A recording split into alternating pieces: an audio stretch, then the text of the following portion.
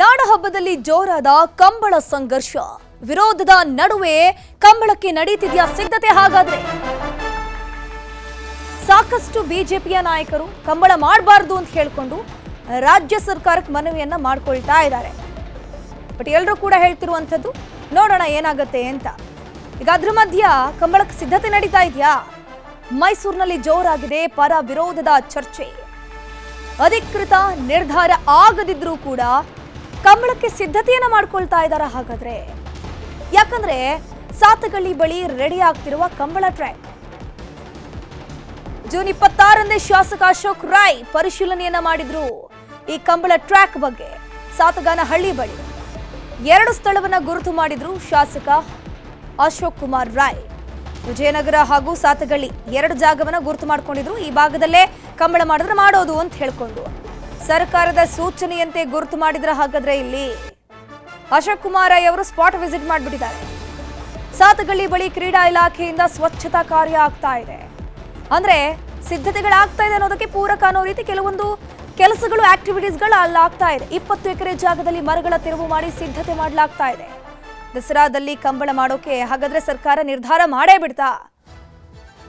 ಯದುವೀರ್ ಕೂಡ ಹೇಳಿದ್ರು ಈ ಒಂದು ಕಂಬಳವನ್ನು ಇಲ್ಲಿ ತರುವಂಥದ್ದು ಬೇಡ, ಬೇಕಾದ್ರೆ ಮಂಗಳೂರಿಗೆ ಹೋಗಿಬಿಟ್ಟು ಏನ್ ಕಾರ್ಯಕ್ರಮ ಬೇಕು ಅದೆಲ್ಲ ಅಲ್ಲೇ ಮಾಡ್ಕೊಂಡ್ಬಿಡೋಣ ಅಂತ ಯದುವೀರ್ ಅವರೇ ಹೇಳಿಕೆಯನ್ನು ಕೊಟ್ಟಿದ್ರು. ಅದ್ರ ಜೊತೆಗೆ ಬಿಜೆಪಿಯ ಘಟಾನುಘಟಿ ನಾಯಕರುಗಳು ಕೂಡ ಹೇಳಿದ್ರು ಕಂಬಳವನ್ನು ತರುವಂಥದ್ದು ಬೇಡ, ದಸರಾ ಬೇರೆನೆ ಕಂಬಳ ಬೇರೆನೆ. ದಸರಾದಲ್ಲಿ ಮಾಮೂಲಿ ಇಷ್ಟು ವರ್ಷ ಏನು ಮಾಡ್ಕೊಂಡು ಹೋಗ್ತಾ ಇದ್ರು ನೋಡಿ ಅದನ್ನೇ ಮಾಡಿಬಿಡಿ, ಬೇರೆ ಏನು ಹೊಸ ತರುವಂಥದ್ದು ಬೇಡ ಅಂತ ಬಿಜೆಪಿ ನಾಯಕರು ಹೇಳ್ತಾನೆ ಇದ್ರು. ದಸರಾದಲ್ಲಿ ಕಂಬಳ ಆಯೋಜನೆಯೇ ಅಗತ್ಯ ಇಲ್ಲ. ಸಾಮಾಜಿಕ ಹೋರಾಟಗಾರ ಸ್ನೇಹಮಯಿ ಕೃಷ್ಣ ಪತ್ರವನ್ನು ಬರೆದಿದ್ದಾರೆ. CM D K Shivakumar, CS Shalini Rajneesh, Mysuru ಡಿಸಿಗೆ ಸ್ನೇಹಮಯಿ ಪತ್ರವನ್ನು ಬರೆದಿರೋದು. ಇಲ್ಲಿ ಸ್ನೇಹಮಯಿ ಪತ್ರದಲ್ಲೂ ಕೂಡ ಉಲ್ಲೇಖ ಅದೇ ಆಗಿರೋದು. ಏನಪ್ಪಾ ಅಂತಂದ್ರೆ ದಸರಾದಲ್ಲಿ ಕಂಬಳವನ್ನ ತರುವಂಥದ್ದು ಬೇಡ, ನೀವೇನು ನಿರ್ಧಾರ ಮಾಡ್ತೀರಿ ನೋಡಿ ದಯವಿಟ್ಟು ಯೋಚನೆ ಮಾಡಿ ನಿರ್ಧಾರ ಮಾಡಿ ಅಂತ ಹೇಳ್ಕೊಂಡು ಸ್ನೇಹಮಯಿ ಕೃಷ್ಣ ಸಿಎಂ ಹಾಗೂ ಸಿಎಸ್ ಹಾಗೂ ಮೈಸೂರು ಡಿಸಿಗೆ ಪತ್ರವನ್ನು ಬರೆದಿದ್ದಾರೆ. ಸಾಕಷ್ಟು ವಾಕ್ಸಮರಕ್ಕೆ ಈ ಒಂದು ಕಂಬಳ ದಸರಾದಲ್ಲಿ ಕಂಬಳ ಆಗಬಹುದು ಅನ್ನುವಂಥ ವಿಚಾರ ಚರ್ಚೆಗೆ ಕಾರಣ ಆಗ್ತಾ ಇದೆ. ವಾಕ್ಸಮರಗಳು ಕೂಡ ನಡೀತಾ ಇದೆ. ಅದರ ಜೊತೆಗೆ ಈಗ ಒಂದು ರೀತಿ ರಾಜ್ಯ ಸರ್ಕಾರ ಮೊಂಡುತನ ತೋರಿಸ್ತಾ ಇದೆ, ಹಠವನ್ನ ಬಿಡ್ಬಿಡಿ ದಯವಿಟ್ಟು ಅಂತ ಹೇಳ್ಕೊಂಡು ಬಿಜೆಪಿಗರು ಹೇಳ್ತಾ ಇದ್ದಾರೆ.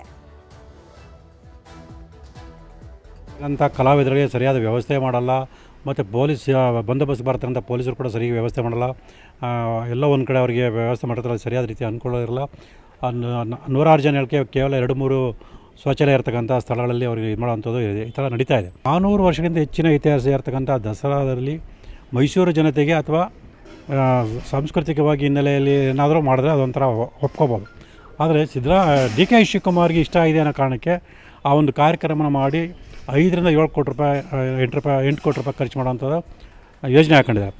ಇಲ್ಲಿ ಭಾಳ ನೋವಿನ ಸಂಗತಿ ಏನಂತಂದರೆ ಜಂಬೂ ಸವಾರಿಲಿ ಸಾವಿರಾರು ಕಲಾವಿದರುಗಳು ಮೈಸೂರು ಅರಮನೆಯಿಂದ ಬನ್ನಿಮಠದವರೆಗೂ ಸುಮಾರು 7-8 ಕಿಲೋಮೀಟರ್ಗಳ ಕಾಲ ಕಾಲ್ನಡಿಗೆಲ್ಲೇ ಹೋಗ್ತಾರೆ. 1,000 ರೂಪಾಯಿ ತಲಾ 1,000 ರೂಪಾಯಿ ಅಥವಾ 1,500 ರೂಪಾಯಿ ರೀತಿಯಲ್ಲಿ ಸಂಭಾವನೆ ಕೊಡ್ತಾರೆ. ಅದೇ ಯುವ ದಸರಾದಲ್ಲಿ ಬಂದು 1-2 ಗಂಟೆ ಆಡೋವಂಥವ್ರಿಗೆ 35 ಲಕ್ಷ 40 ಲಕ್ಷ ಕೊಡ್ತಾಯಿದ್ದಾರೆ.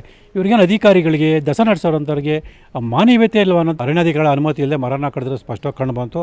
ಆ ಹಿನ್ನೆಲೆಯಲ್ಲಿ ನಿರ್ಮಿತಿ ಕೇಂದ್ರದ ಅಧಿಕಾರಿಗಳ ವಿರುದ್ಧ ಮತ್ತು ಯುವ ಸಬಲೀಕರಣ ಮತ್ತು ಕ್ರೀಡಾ ಇಲಾಖೆಯ ಸಹಾಯಕ ನಿರ್ದೇಶಕರಾದ ಭಾಸ್ಕರ್ ರೈ ಅವರ ವಿರುದ್ಧ ಮೊಕದ್ದಮೆ ದಾಖಲು ಮಾಡಿದ್ದಾರೆ.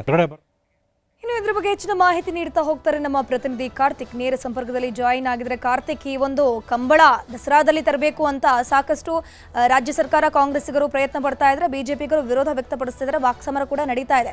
ಇದ್ರ ಮಧ್ಯೆ ಎಲ್ಲೋ ಒಂದ್ ಕಡೆ ಒಂದು ಅನುಮಾನ ಏನಪ್ಪಾ ಅಂತಂದ್ರೆ ರಾಜ್ಯ ಸರ್ಕಾರ ಒಳಗೆ ನಿರ್ಧಾರ ಮಾಡೇ ಬಿಡ್ತಾ ಕಂಬಳ ಮಾಡ್ತೀವಿ ಅಂತ. ಯಾಕಂದ್ರೆ ಅದಕ್ಕೆ ಪೂರಕ ಅನ್ನೋ ರೀತಿ ಸಾತಗಳ್ಳಿಯಲ್ಲಿ ಆಲ್ರೆಡಿ ಸಿದ್ಧತೆ ಆಗ್ತಿದೆಯಂತೆ, ಹೌದಾ? ಧನುಶ್ರೀ ಪೂಜಾರಿ, ಈ ಬಾರಿಯ ದಸರಾದಲ್ಲಿ ಕಂಬಳವನ್ನು ಆಯೋಜನೆ ಮಾಡಬೇಕಾ ಬೇಡ ಅನ್ನುವಂಥ ಚರ್ಚೆಗಳು ಬಹಳ ಪ್ರಮುಖವಾಗಿ ಎದ್ದಿದ್ದಾವೆ. ಇದಕ್ಕೆ ಸಂಬಂಧಪಟ್ಟಂತೆ ಮೈಸೂರು ಭಾಗದಲ್ಲಿ ಪರಿಸರವಾದಿಗಳು ಕೂಡ ಈ ಒಂದು ಕಂಬಳವನ್ನು ಮೈಸೂರು ದಸರಾದ ವೇಳೆ ಆಯೋಜನೆ ಮಾಡಬಾರ್ದು ಅನ್ನುವಂಥ ಒಂದು ಅಭಿಪ್ರಾಯವನ್ನು ಹೊಂದಿದ್ದಾರೆ. ಇದೆಲ್ಲದರ ನಡುವೆ ರಾಜ್ಯ ಸರ್ಕಾರ ಈ ವಿಚಾರಕ್ಕೆ ಸಂಬಂಧಪಟ್ಟಂತೆ ಕಂಬಳ ಸಮಿತಿಗೆ ಒಪ್ಪಿಗೆಯನ್ನು ಸೂಚಿಸಿದ್ಯಾ ಅನ್ನುವಂಥ ಅನುಮಾನ ಈಗ ಮೂಡ್ತಾ ಇರುವಂಥದ್ದು. ಯಾಕೆ ಅಂತಂದರೆ ಈಗಾಗಲೇ ಜೂನ್ 26ರಂದೇ ಅಶೋಕ್ ರೈ ಅವರು ಕಂಬಳವನ್ನು ಆಯೋಜನೆ ಮಾಡೋದಕ್ಕೆ ಸಂಬಂಧಪಟ್ಟಂತೆ ಮೈಸೂರಿನಲ್ಲಿ ಜಾಗ ಪರಿಶೀಲನೆಯನ್ನು ಮಾಡಿದರು. ಈಗ ಸಾತಗಳ್ಳಿಯಲ್ಲಿ ಕ್ರೀಡಾ ಇಲಾಖೆ ಇಲಾಖೆ ಆ ಒಂದು ಜಾಗವನ್ನು ಅಲ್ಲಿ ಸ್ವಚ್ಛಗೊಳಿಸುವಂಥ ಕೆಲಸವನ್ನು ಕೂಡ ಮಾಡ್ತದೆ. ಕಂಬಳದ ಟ್ರ್ಯಾಕನ್ನು ನಿರ್ಮಾಣ ಮಾಡೋದಕ್ಕೆ ಯಾವ ರೀತಿಯ ಅವಕಾಶವನ್ನು ಕಲ್ಪಿಸಬೇಕು ಆ ಎಲ್ಲ ರೀತಿಯ ಸಿದ್ಧತೆಗಳನ್ನು ಕ್ರೀಡಾ ಇಲಾಖೆ ಮಾಡ್ತಾ ಇದೆ. ಜೊತೆಗೆ ಕಂಬಳದ ಸಮಿತಿಯು ಕೂಡ ಸ್ಪಷ್ಟವಾಗಿ ಹೇಳ್ತಾ ಇತ್ತು, ದಸರಾ ಆಚರಣೆಯ ಉನ್ನತ ಮಟ್ಟದ ಕಮಿಟಿಯ ಏನು ಸಭೆ ಆಯಿತು, ಸಭೆಯ ಬಳಿಕ ಅವರು ಒಂದು ಹೇಳಿಕೆಯನ್ನು ಕೂಡ ಕೊಟ್ಟಿದ್ರು. ಸರ್ಕಾರ ನಮಗೆ ಯಾವುದೇ ರೀತಿಯ ವಿರೋಧವನ್ನು ವ್ಯಕ್ತಪಡಿಸಿಲ್ಲ ಅನ್ನುವಂಥ ರೀತಿಯಲ್ಲಿ ಅವರು ಹೇಳಿಕೆಯನ್ನು ಕೊಟ್ಟಿದ್ರು. ಅಂದರೆ ಕಂಬಳವನ್ನು ಆಯೋಜನೆ ಮಾಡಬೇಕು ಅಂತಂದರೆ ಸರಿಸುಮಾರು 2 ತಿಂಗಳ ಕಾಲಾವಕಾಶ ಬೇಕಾಗುತ್ತೆ, ಅವರಿಗೆ ಸಿದ್ಧತೆಯನ್ನು ಮಾಡ್ಕೊಳ್ಬೇಕಾಗತ್ತೆ, ಆ ಒಂದು ಟ್ರ್ಯಾಕನ್ನು ನಿರ್ಮಾಣ ಮಾಡಬೇಕಾಗತ್ತೆ. ಜೊತೆಗೆ ಆ ಟ್ರ್ಯಾಕನ್ನು ನಿರ್ಮಾಣ ಮಾಡಿದ ನಂತರದಲ್ಲಿ ಅಲ್ಲಿ ಟ್ರಯಲ್ ರನ್ನನ್ನು ಕೂಡ ಮಾಡಬೇಕಾಗತ್ತೆ. ಈ ಎಲ್ಲ ಕಾರಣಗಳಿಗಾಗಿ ಈಗಾಗಲೇ ಕಂಬಳ ಸಮಿತಿಯು ಕೂಡ ಸಿದ್ಧತೆಯನ್ನು ಆರಂಭ ಮಾಡ್ತಾ ಇದೆ. ಜೊತೆಗೆ ಅದಕ್ಕೆ ಸಂಬಂಧಪಟ್ಟಂತೆ ಕ್ರೀಡಾ ಇಲಾಖೆಯು ಕೂಡ ಸಾತಗಳ್ಳಿಯಲ್ಲಿ ಏನು ಆ ಒಂದು ಭೂಮಿಯನ್ನು ಸ್ವಚ್ಛಗೊಳಿಸುವಂಥ ಕೆಲಸವನ್ನು ಮಾಡ್ತಿದ್ದಾರೆ. ಇದು ಹಲವು ಅನುಮಾನವನ್ನು ಮೂಡ್ತಾ ಇದೆ, ಹುಟ್ಟು ಹಾಕ್ತದೆ. ಯಾವ ಕಾರಣಕ್ಕಾಗಿ ಅಂತಂದರೆ ಸರ್ಕಾರ ಯಾವುದೇ ರೀತಿ ಅಧಿಕೃತವಾಗಿ ಅಲ್ಲಿ ಕಂಬಳವನ್ನು ಆಯೋಜನೆ ಮಾಡ್ತೀವಿ ಅನ್ನುವಂಥ ರೀತಿಯಲ್ಲಿ ಹೇಳಿಕೆಯನ್ನು ಕೊಡದೇ ಇದ್ರೂ ಕೂಡ ಅಲ್ಲಿ ಅದಕ್ಕೆ ಸಂಬಂಧಪಟ್ಟಂತೆ ಏನೆಲ್ಲ ತಯಾರಿಗಳಾಗಬೇಕು ಆ ಎಲ್ಲ ತಯಾರಿಗಳು ಕೂಡ ಆಗ್ತಾ ಇದ್ದಾವೆ. ಒಂದು ಕಡೆ ಮೈಸೂರು ದಸರಾದ ವೇಳೆ ಕಂಬಳವನ್ನು ಯಾವುದೇ ಕಾರಣಕ್ಕೂ ಆಯೋಜನೆ ಮಾಡಲೇಬಾರದು ಅನ್ನುವಂಥ ರೀತಿಯಲ್ಲಿ ವಿರೋಧ ಪಕ್ಷಗಳು ವಿರೋಧವನ್ನು ವ್ಯಕ್ತಪಡ್ತವೆ. ಮೈಸೂರು ಸಂಸದರಾಗಿರುವಂಥ ಯದುವೀರ್ ಅವರು ಕೂಡ ಉನ್ನತ ಮಟ್ಟದ ಕಮಿಟಿಯ ಒಂದು ಸಭೆಯಲ್ಲಿಯೂ ಕೂಡ ಈ ವಿಚಾರವನ್ನು ಪ್ರಸ್ತಾಪ ಮಾಡಿದರು. ದಸರಾಕ್ಕೆ ಧಕ್ಕೆ ತರುವ ರೀತಿಯಲ್ಲಿ ಕಂಬಳವನ್ನು ನೀವು ಆಯೋಜನೆ ಮಾಡಲೇಬಾರದು ಅನ್ನುವಂಥ ಒಂದು ಅಭಿಪ್ರಾಯವನ್ನು ಹೇಳಿದರು. ಆ ಅಭಿಪ್ರಾಯದ ಬಳಿಕವೂ ಕೂಡ ಸಿಎಂ ಡಿ ಕೆ ಶಿವಕುಮಾರ್ ಅವರು ತಮ್ಮ ಅಭಿಪ್ರಾಯವನ್ನು ಮಾಧ್ಯಮಗಳಿಗೆ ತಿಳಿಸುವಂಥ ಕೆಲಸವನ್ನು ಮಾಡಿರಲಿಲ್ಲ. ಕಂಬಳವನ್ನು ಆಯೋಜನೆ ಮಾಡ್ತೀವೋ ಅಥವಾ ಮಾಡೋದಿಲ್ವೋ ಅನ್ನುವಂಥ ರೀತಿಯಲ್ಲಿ ಅವರು ಯಾವುದೇ ರೀತಿಯ ಗುಟ್ಟನ್ನು ಬಿಟ್ಟುಕೊಟ್ಟಿರಲಿಲ್ಲ. ಆದರೆ ಈಗ ಎಲ್ಲ ರೀತಿಯ ಸಿದ್ಧತೆಗಳನ್ನು ಕಂಬಳ ಸಮಿತಿ ಹಾಗೂ ಸರ್ಕಾರ ಮಾಡ್ಕೊಳ್ತಾ ಇದೆ. ಸಾತಗಳ್ಳಿಯಲ್ಲಿಯೇ ಈ ಒಂದು ಏನು ಸಿದ್ಧತೆಯನ್ನು ಮಾಡ್ತಾ ಇರುವಂಥ ಕಾರಣಕ್ಕಾಗಿ ಅಲ್ಲಿಯೇ ಬಹುತೇಕವಾಗಿ ಈ ಬಾರಿಯ ದಸರಾದ ವೇಳೆ ಕಂಬಳವನ್ನು ಆಯೋಜನೆ ಮಾಡುವಂಥ ಸಾಧ್ಯತೆ ದಟ್ಟವಾಗಿರುವಂಥದ್ದು.